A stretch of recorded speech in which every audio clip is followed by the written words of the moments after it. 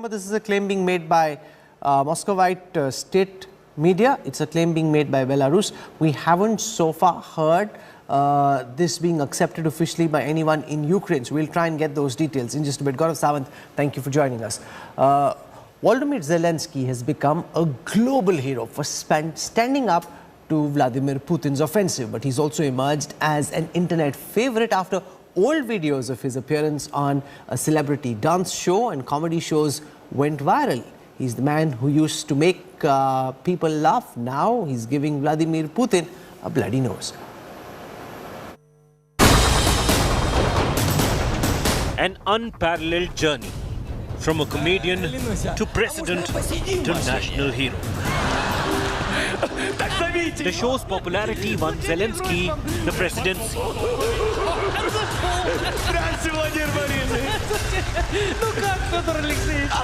Zelensky, who started his political career in 2018, was a comedian by profession.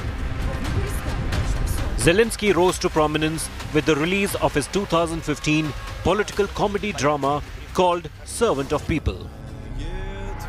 In the series, Zelensky played a high school history teacher who accidentally becomes the president after his video of ranting against government corruption goes viral. Incidentally, in the show, Zelensky also stands up against Russian intimidation. The show's popularity won Zelensky the presidency. The question is, how far will Putin go to stamp his authority? And does Zelensky, a product of democracy, have the will to continue the fight if Ukraine were to suffer losses? But for now, Zelensky is an image of sheer grit and bravery, leading and driving his country against a superpower, fighting back the war and motivating Ukraine. With Rajesh Pawar and Gaurav Sawant in Ukraine war zone, Bureau Report, India Today. To understand the mechanics of the Russian army's attack on the Ukrainian army and the current state of battle, I'm joined by General Syed Ata Hasnain, one of India's finest military thinkers. He's written a detailed piece on his assessment of the battle as it stands. So I hope to talk to him about it over the next few minutes. General Hasnain, welcome. I enjoyed reading your piece this morning.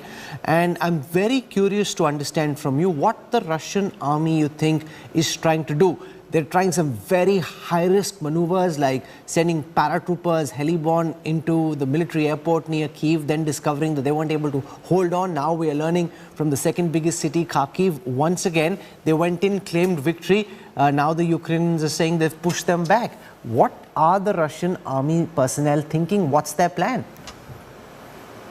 See, Rahul, the Russians obviously initiated everything from a position of strength, and there's a perception of position of strength. They have not been able to establish a favorable air situation, let alone an air superiority. For these kind of offensive operations, you always require air superiority, or if nothing else, a favorable air situation. That has not happened. Why not? They have far better air systems, yet 4 days into the war, they don't have air superiority. Why is that? That exactly is the question. Now, to my mind, perhaps the Russians have calibrated so far. They've taken a bold decision, all right, what Mr. Putin has done, but they don't want to become the villains of the world completely, and perhaps, therefore, they're holding back on air power. Now, this is why whatever you're seeing at the moment is a calibration on the ground. 130,000 troops all around Ukraine may not be sufficient to achieve their political and military aims. That is my assessment. They will probably have to bring in reinforcements. And that is very evident from the fact that they went into the Kyiv airport. There's a ding-dong battle there. Counterattacks have taken place. And obviously there has been no link-up. Now, just doing a heliborne operation or a special forces operation without catering for a link-up on through the ground is absolutely suicidal. And that's exactly what is happening at Kyiv. Perhaps Kharkiv is also suffering the same. They've sent it. No, but this is very basic, sir. What you're saying, you send in your special forces, then ensure that you've got ground forces to come and back whatever advances the special forces make. That's battle planning 101. The Russian army, institutionally and historically, is one of the most famous armies of the world. Why are they making such basic mistakes? I don't know when was the last time the Russians really fought a conventional battle of this kind. We used to hear stories of the operational maneuver groups of the Cold War at that time, and we used to be actually virtually copying the kind of operational maneuvers that they used to do. But today I'm a little suspicious after the last 3 days of seeing that it doesn't seem the Russians have thought through this. Unless the Russians are, as I said, calibrating a little too much. They are looking at objectives for which they need to deploy troops. And they are not deploying enough troops. They are not deploying hard power, perhaps, sufficiently yet.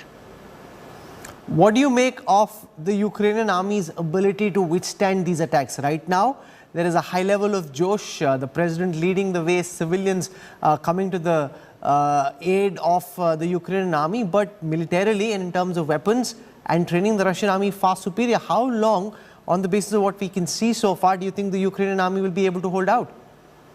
The Ukrainian army will probably be able to hold out in the built-up areas. You see, getting into a built-up area, making the initial entry is a very, very difficult thing. It's fraught with danger. Lots of troops are required because you are in the open and your adversary is under cover inside the built-up areas. And therefore, that entry is difficult. You may remember the Battle of Mosul, which took place in Syria, other battles there which took place, similarly 2.5, 3 months of absolute slugging before those built-up areas could fall. So the Ukrainians are on the defensive. They're doing well. They've selected their positions very, very adroitly, and therefore I do foresee that they will be able to hold on for some time unless you suddenly bring in a preponderance of Russian hard power, missilery, rocketry, lots of artillery fire. The Russians are known to be doing this. If you remember in 1969, that's as long back as that, the way they plastered the Chinese, the PLA at Demansky Island on the Ussuri River, that was a great example. If they to start doing those kind of things and have no remorse about the civilian casualties which will flow in hundreds, then obviously the Russians are going to plaster them completely and probably run over the Ukrainians in the next 4 or 5 days. But I think the Russians are calibrating a lot. They're careful about how they're going to come out of this. At the end of this war, it's not as if Russia is a world of its own. It has to still stay a part of this world. And therefore, the Russians, the perception management of the world is also an important aspect. Maria Sararenko joins us. She's been reporting for us from Kyiv, doing a fantastic job of capturing what's happening on the ground. Maria, what's been happening in Kyiv this morning? You've been looking around. Can you give our viewers a sense of the overall picture that you've been able to gather about what's happening in the capital city of Ukraine? Yeah, right. Hello. So now it's the midday and everything seems to be pretty peaceful. We have heard several explosions again, very powerful ones during the course of several latest hours. But everybody on social media, people living in Kyiv and close to Kyiv have been saying that they managed to get some sleep at least today. So the first time in 4 days of this war. But the morning was pretty tough because at night from 9 p.m. Yesterday till 2 a.m. This day, there were heavy shelling, heavy strikes upon Kyiv of Russian artillery, of Russian rockets. So these strikes were predicted by the intelligence reports, and all the people were drawn to bomb shelters to stay there to wait for these strikes to happen. And as we see for today's morning, there were Kyiv Child's Hospital damaged, 1 child died, and 4 civilians were injured, heavily injured because of this shelling. We had also seen the reports about sabotage groups being neutralized in the city of Kyiv, so close to the center of Kyiv. Actually, we've seen the Chechen group, a group of sabotage Chechen fighters who were maneuvering through the city in the emergency cars. So it is really crazy for people here in Kyiv seeing this type of activities in the city. And today is the whole day of curfew, which was announced yesterday in the evening and will continue till the morning of Monday. This curfew is called also to be because of this danger of sabotage groups, of different activities which can undermine the situation in city, and a lot of groups of territorial defense, of military, Ukrainian military, are in the streets saying that please, civilian people, stay at home, wait for 2 days before we destroy all the groups. So this is the situation in central Kyiv. No Russian troops, but they are here and there infiltrating in the city closer and closer to the center. Sarenko, deeply appreciate you reporting for us. Thank you, and I'll come back to you later.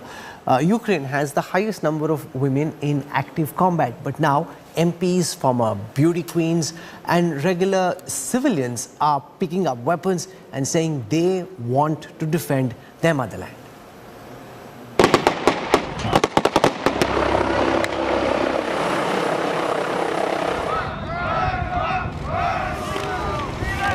Every man and woman in Ukraine is getting battle ready to resist the Russian invasion. Anastasia Lena has put down her crown and stash to defend her country. Ukraine's 2015 representative in the Miss Grand International Beauty Contest has answered the call to defend her home. Posting these pictures on her Instagram account, Anastasia wrote, "Everyone who crosses the Ukrainian border with the intent to invade will be killed." The beauty queen is only the latest woman to join the call to arms. Days ago, Ukrainian MP Kira Rudik posted this image of her holding a Kalashnikov on her social media, declaring that she was armed to resist an invasion of Kyiv. You know, it gives me a sense of hope. And it's much better when you have it around the house. I can show it to you right now. Please do, please do. Okay, so that's Kira holding her weapon. You've been. Can you show it to us once again, Kira? Can you just hold it up for the camera once? We just want to see how. Okay, so that's a Kalashnikov in Kira's hands. You've been holding it since yesterday, Kira. Have you gotten used to holding it? It's heavy. It is heavy. Women are out to protect the Ukrainian soil as much as the men. Yes, I'm training along with my troop. We are training to be able to use it and to protect ourselves against Russian soldiers. A viral video showed a Ukrainian woman confronting a heavily armed Russian soldier in Kherson. Пожалуйста, не будем усугублять ситуацию. Наш с вами разговор ни к чему не приведет. Ребята, положите в карманы Ничего не решит. Наш с вами разговор. Я поняла, положите семечки или семена цветов. Вы здесь семенами ляжете. Сделаю. Вы пришли на мою землю. Хорошо, я вас выслушаю. Вы понимаете? Вы оккупанты. Вы враги. Ukraine has the largest number of women serving in active combat roles. Some estimates put that number at 36,000. Bureau Report, India Today. The Kremlin has warned the Ukrainian government that they will not be holding back hostilities during the period of talks. That and a lot more coming up on this live and continuing coverage of India Today's reportage from the ground all across Ukraine. Our reporters giving you the deepest sense of this Russian invasion of Ukraine, and our coverage continues on the other side of a very quick break.